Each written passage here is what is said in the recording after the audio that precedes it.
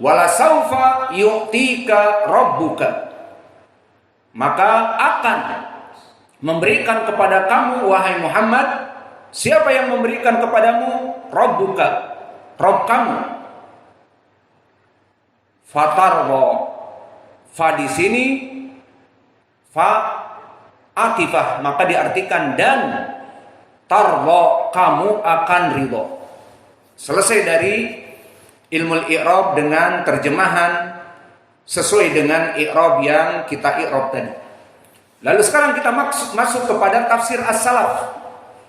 Dan untuk lebih memahami tafsir as-salaf, kita berikan pertanyaan dari permasalahan pemberian dari Allah kepada Nabi Muhammad.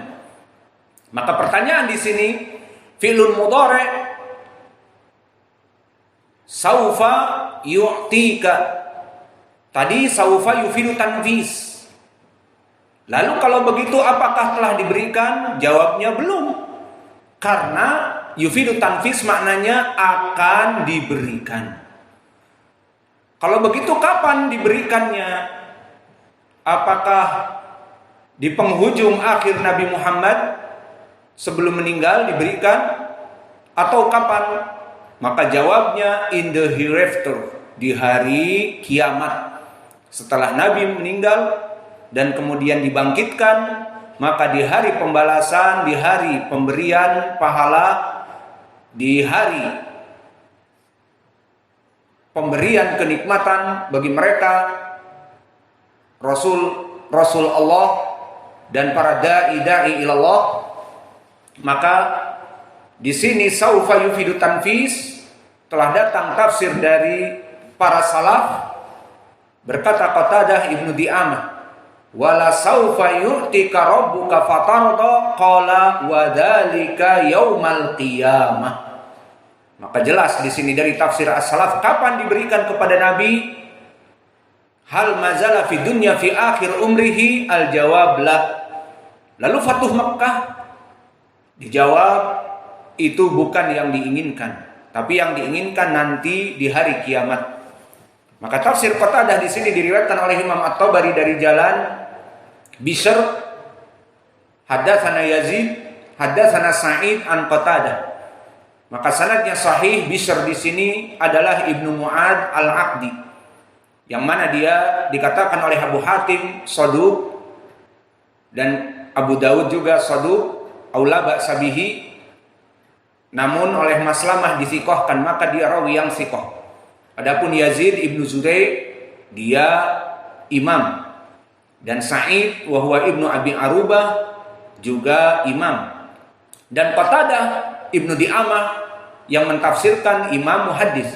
Maka sanadnya di sini sahih, dan kelebihannya Yazid min asbatinas dari Sa'id, dan Sa'id Ibnu Abi Arubah min asbatinas dari Qatadah. Maka periwayatan Yazid kepada Sa'id sangat kuat karena dia orang yang paling kuat periwayatan dari gurunya. Maka Yazid paling kuat periwayatannya dari Sa'id Ibnu Abi Arubah, dan Sa'id Ibnu Abi Arubah periwayatannya paling kuat kepada Qatadah. Maka sanad ini sanad yang kuat, maka sanadnya sahih. Lalu pertanyaan lagi dari tafsir salaf, kalau tadi telah dijawab oleh tafsir salaf, kapan diberikan janji Allah ini? Wala saufa yu'tika rabbuka, kapan? Yaumal qiyamah, dengan sanad yang sahih dari Qatadah. Lalu apa yang diberikan? Maka telah datang khabar dari apa yang diberikan, seperti diriwayatkan oleh Imam At-Tabari dan Imam Ibnu Abi Katsir dari jalan Al-Auza'i an Ismaila ibni Ubaidillah ibni Abi Muhajir Al-Makhzumi an Ali ibni Abdullah ibni Abbas an abihi. Man abu? Ali ibni Abdullah ibni Abbas. Man abu?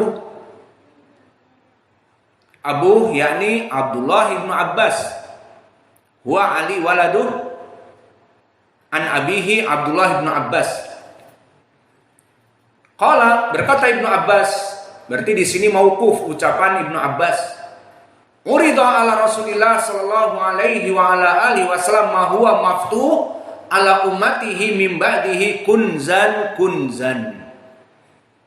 fasara bidzalik. Maka Nabi ditampakkan kepadanya dari apa yang Allah berikan kepada umatnya dari dunia, dari kekayaan dunia, maka Nabi tidak menginginkannya. Dan antum ketahui di pelajaran yang dulu bahwa Nabi seorang zahid. Di hadis yang telah kita lewati terdahulu diriwayatkan oleh Imam Ahmad dan yang lainnya dari Abdullah bin Mas'ud, yang mana Nabi Muhammad SAW di saat bertelekan, kemudian di saat bangun Ibnu Mas'ud melihat asar dari pinggang dan lambungnya yang terkena goresan-goresan dari al-hasir, dari pelepah kurma dan sebagainya. Maka dikatakan oleh Ibnu Mas'ud, kenapa engkau tidak bilang, wahai Rasulullah, aku akan membawakan mungkin selimut atau apa yang lunak. Maka dijawab oleh Nabi, mali wali dunya, apa aku dengan dunia ini? Ma'ana wa dunya illa misli wa masalu dunya karakibin dhalla tahta syajarah faraha wa tarakaha sumaraha wa tarakaha. Maka apa aku ini dengan dunia? Dunia itu tidak menjadi poin bagi kehidupanku. Maka orang yang hidup di dunia seperti aku hidup di dunia ini bagaikan pengembara, yang mana pengembara itu kepanasan, kehausan, dan waktu makan juga. Maka dia dengan bekalnya zadul ma'ad duduk di bawah pohon. Setelah menghilangkan hajatnya, penatnya, hausnya, diberikan minum kepada kudanya juga dan makanan, dan bagi dirinya setelah mungkin 1 jam kurang ataupun lebih, maka telah segar badannya, melanjutkan perjalanan dan meninggalkan pohon yang rindang tadi. Tidak dibawa oleh dia pohon yang rindang itu dengan kuda untuk mencapai tujuan rumahnya. Tidak. Dan begitulah aku dengan dunia ini. Maka dunia yang tempat Nabi tinggal hanya sekedar untuk beribadah. Dia makan dan minum untuk beribadah. Dia tinggal dengan istri-istrinya di rumah yang sederhana hanya untuk beribadah.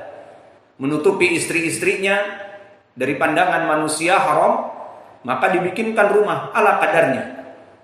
Maka itulah dari orang yang zahid, dan Nabi kita orang yang zuhud.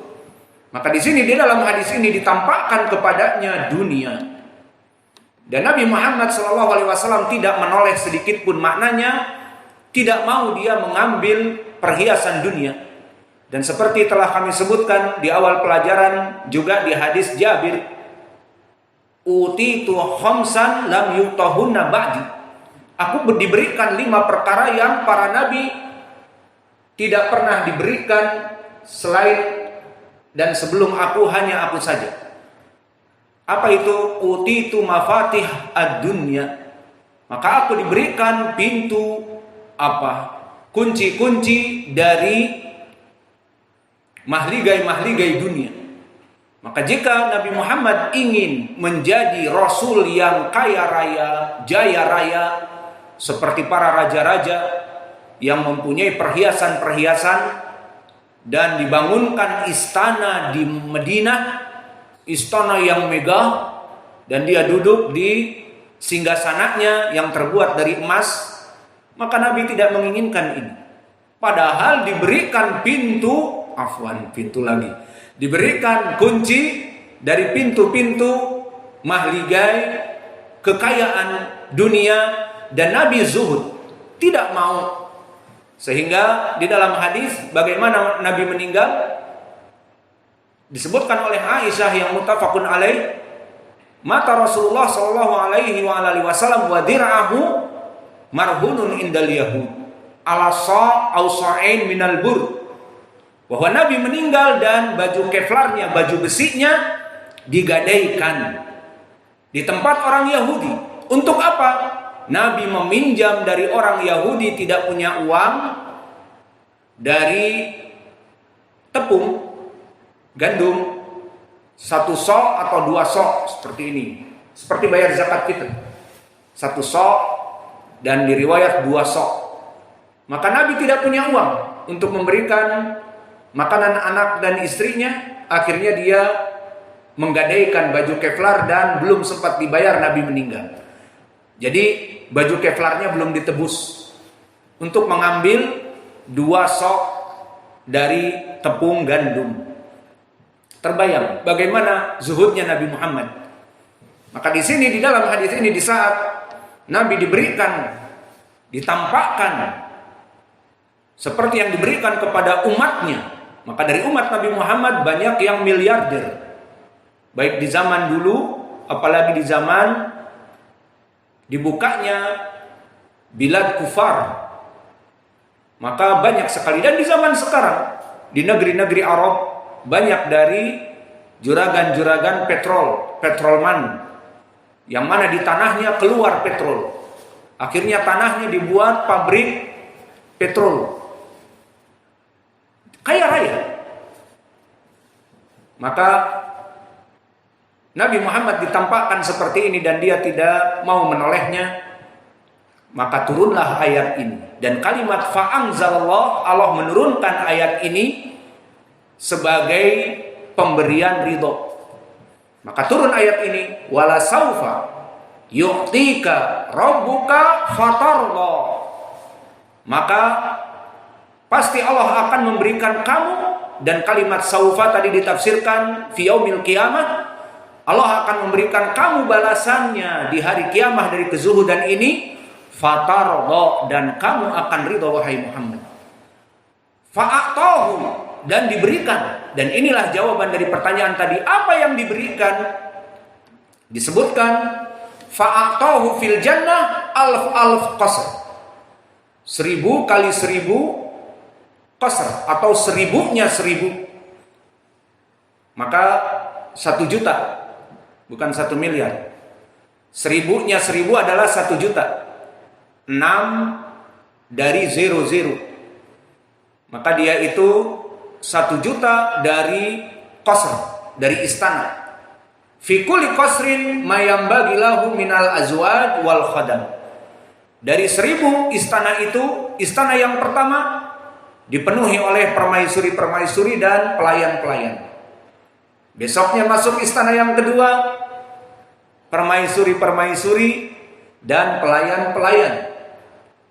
Besoknya masuk lagi kepada istana yang ketiga, subhanallah, 1000 istana.